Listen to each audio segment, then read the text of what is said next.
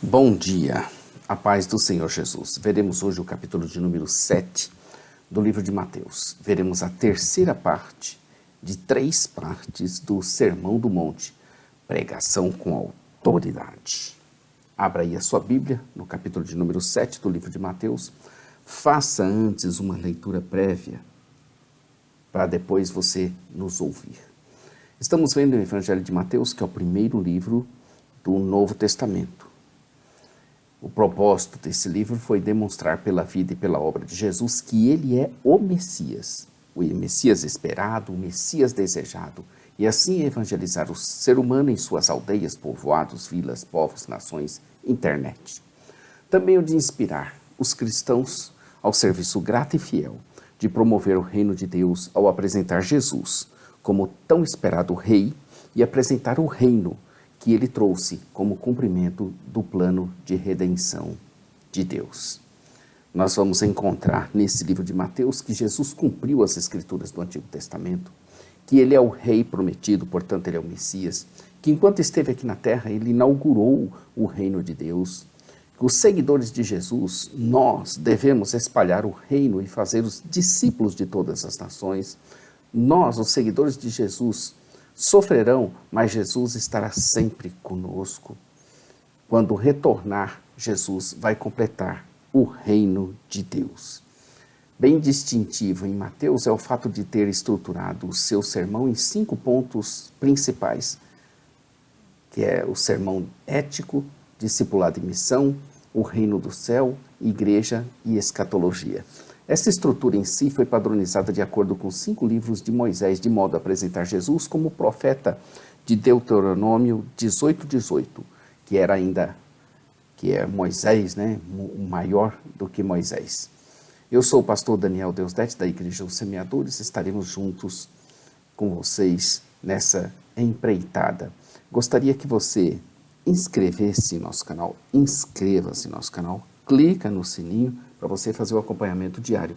Todos os dias temos um novo vídeo a gente está produzindo aqui da Palavra de Deus. Jesus os ensinava como tendo autoridade, e não como os escribas. Como pode ele falar com autoridade? Porque a palavra falada era dele, do Criador bendito, que se fez homem para viver a vida dos homens, e como homem, morrer pelo homem. Nós também, quando pregamos a legítima palavra de Deus, devemos pregar com autoridade do nome de Jesus. Diz a história que quando um ateu e cético de uma cidade sabia que George Whitefield ia pregar, ele fazia de tudo para ouvi-lo. Seus seguidores o criticavam porque ele era ateu e não fazia sentido ir e ouvir aquele crente. E ele respondendo disse que não cria mesmo, mas iria ouvir ele porque ele falava crendo naquilo que falava. Quem fala com autoridade fala crendo naquilo que prega. Somente fala com autoridade aquele que tem autoridade. Você que prega em nome de Jesus, prega a verdade como sendo de fato a verdade, ou se deixa levar por algum engano? Havia um vendedor de remédios que era tido como panaceia esse remédio. E o vendedor juntava muita gente que o ouvia. Na mesma praça havia um crente pregando o evangelho e pouca gente ouvia aquele crente. Indignado, falou com o vendedor: por que tanta gente ouvindo uma mentira e a verdade que eu proclamo ninguém ouve? Aquele vendedor lhe disse que era simples entender. Ele pregava a mentira como se fosse a verdade. E o pregador pregava a verdade como se fosse uma mentira. Jesus continua a pregar e a ensinar. Aqui começa o capítulo nos pedindo para não julgarmos. Jesus proíbe um tipo de julgamento, mas aprova o outro. Condenar um crente amigo pelas suas faltas equivale à falha do exercício do perdão. Somente um gentil ou humilde correção em que primeiro haja o reconhecimento da nossa própria e quase possivelmente maior falha ajuda. Um julgamento sábio que não condene, mas diferencie descrença de crença, também é necessário. O método de discernimento é dado no verso 16. Para um julgamento eficaz, seria mister primeiro se tirar a trave que está em nossos próprios olhos, para depois ir tentar remover o cisco de nosso irmão. A palavra é muito forte, de forma que devemos ser humildes e não precipitados nos julgamentos. Há uma série interessante de pequenos vídeos em inglês com essa finalidade de demonstrar que podemos estar completamente errados ao emitirmos nossas opiniões com base apenas em parte da história que acabamos de presenciar. Você deve procurar essas histórias ali no YouTube, por esses vídeos. Você não irá gostar, aliás, pelo contrário, né? Você irá gostar e será útil para o aprendizado. Pesquise. Don't judge too quickly. Faça essa pesquisa que você vai gostar desses vídeos. No verso 6, ele nos diz para não lançarmos o que é santo, sagrado aos cães. Refere-se às evidências do reino como as curas e as demonstrações de poder. Mas o que é santo também deveria incluir a pregação do evangelho do reino.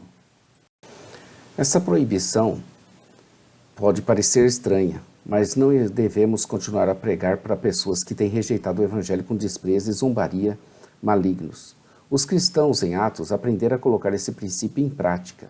Isso é reiterado e provavelmente fundamenta Hebreus 6, 4 a 6. Isso é reiterado em Tito 3, de 10 a 11. Dos versos 7 a 11 e depois nas suas parábolas, Jesus nos ensina a sermos perseverantes na oração e na busca de Deus. Eu chamei esses ensinos de teoria da importunação. Também ensinei eles aos meus filhos e eles colocaram em prática comigo. Não foi fácil, não, lidar com eles quando queriam algo de verdade e sabiam ser o seu pedido justo e pertinente. Do mesmo modo, Jesus nos ensina a jamais desistirmos e sempre buscarmos, orarmos, pedirmos, procurarmos, que encontraremos. Quando ele diz que nós, que somos maus, fica conforme nos fala a Bíblia de Estudo de Genebra, clara a pressuposta pecaminosidade natural da humanidade, desde que até mesmo aqueles que chamam Deus de Pai são ditos serem maus. As boas dádivas de Deus são aquelas que Jesus descreveu como características dos discípulos: retidão, sinceridade, pureza, humildade, sabedoria.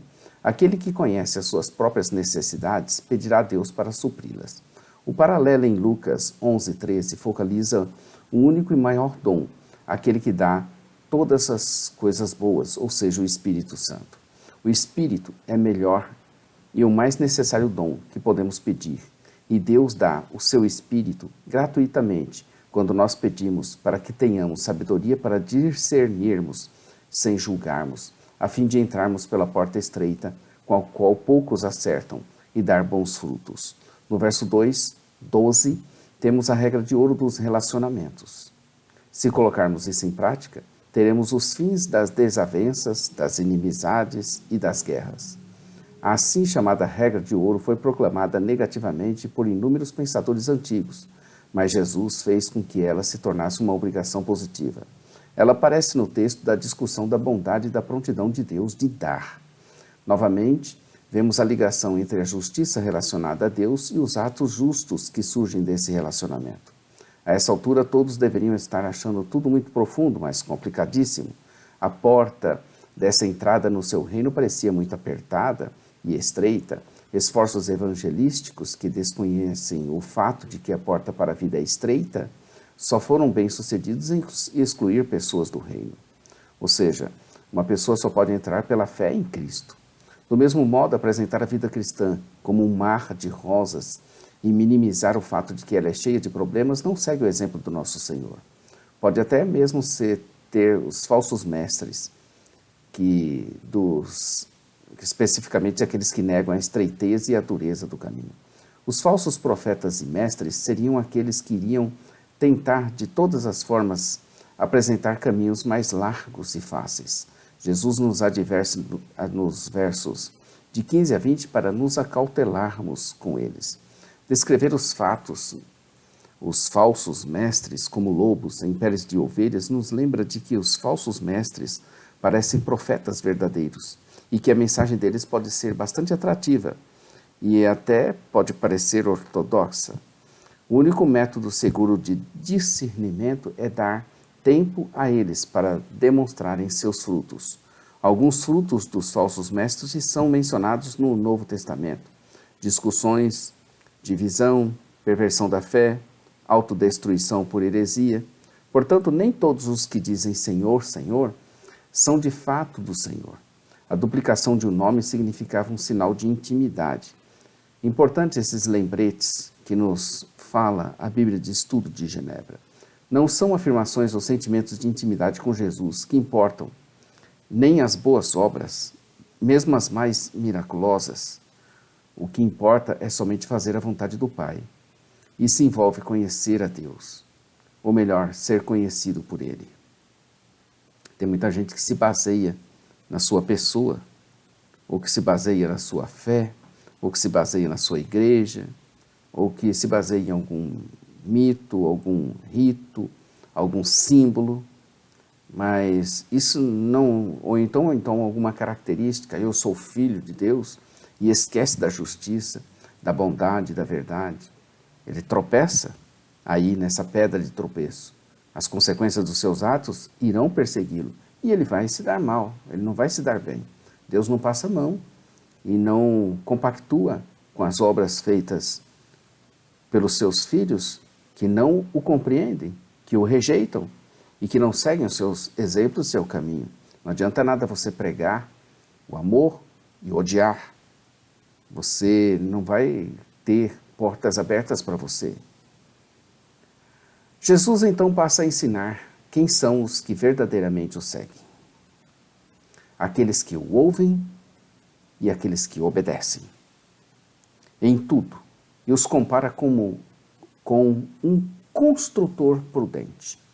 Na Judéia, as tempestades não são frequentes, mas elas podem ser violentas. Embora tanto a casa do homem insensato quanto a casa do homem prudente tivessem parecido ser por muito tempo igualmente seguras, quando a tempestade veio, a destruição da casa do homem insensato foi total. Assim também é com a vida daquele que ignora, que rejeita as palavras de Jesus. O seu ensino causou uma revolução em seus ouvintes e ficaram pasmos, admirados da forma que os ensinava. Jesus tinha autoridade e não era como os escribas. Os escribas, como os rabis posteriores, ensinavam citando o que mestres anteriores haviam dito. A autoridade era estabelecida pela referência à tradição.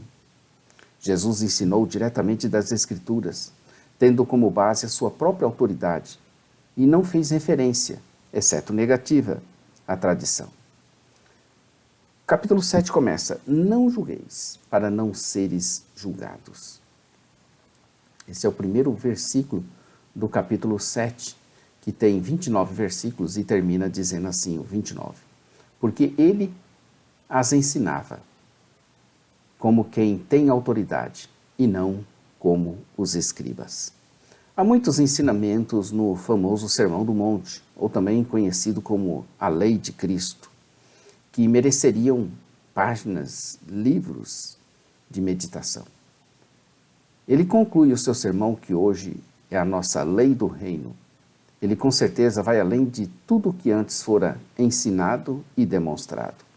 Como já temos enfatizado, Jesus não estava trazendo algo novo, mas a sua novidade envolvia um descortinar do que estava encoberto e que já estava escrito nos profetas, na lei e nos escritos. Amanhã estaremos aqui com o capítulo de número 8 do livro de Mateus. Jesus, no capítulo 8, é o Senhor do mar e das tempestades. Inscreva-se no nosso canal, clica no sininho para você fazer acompanhamento das nossas atualizações.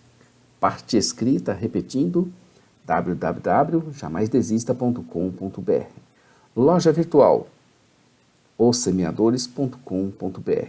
Nossa rádio, radio.ossemeadores.com.